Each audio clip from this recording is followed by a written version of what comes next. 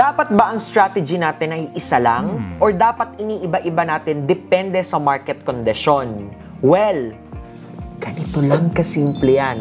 Usually, dalawa lang naman ang movement ng market. It's either trending, pababa or pataas, or ranging. For this case, this is a trending market. Why? Kung makikita nyo, meron tayong respected trend line on this part. Okay, usually pag trending ang market, I use Fibonacci. So, kung makikita nyo si Fibonacci, mag-e-enter tayo kay golden zone. Ayan, respected si golden zone.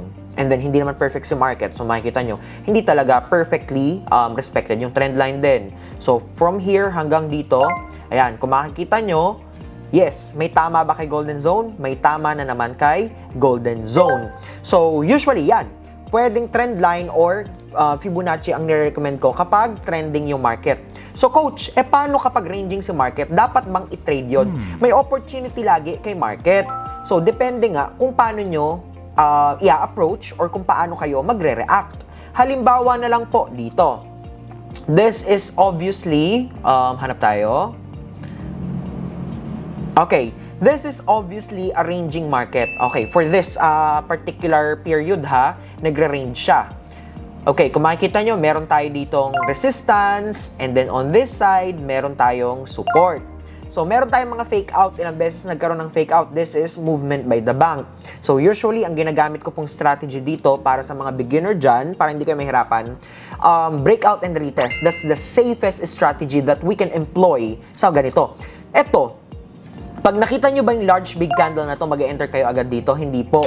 Kasi pag wala pang retest, ibig sabihin, hindi niya pa tinouch ulit. Ayan, nakita nyo dito, coach, nag-touch na ba siya dito? Hindi pa po.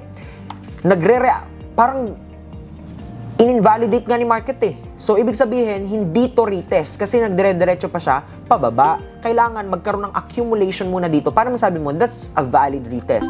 So, eto, nagka-retest ba siya to the downside? Yes, this is considered reaction ni market, retest dito. Kasi tignan nyo, nag-react pa baba. Okay, coach, dyan sa chart na yan, natalo naman eh. Okay lang po yun. Okay, retest, eto, nangyayaring retest yan. Ayan, hindi siya perfect na pumapasok sa support natin, pero still, that's a retest. So, after nyan, selling tayo. Kung nag-sell na kayo, first try, loss. Second try, win. So, just follow it consistently.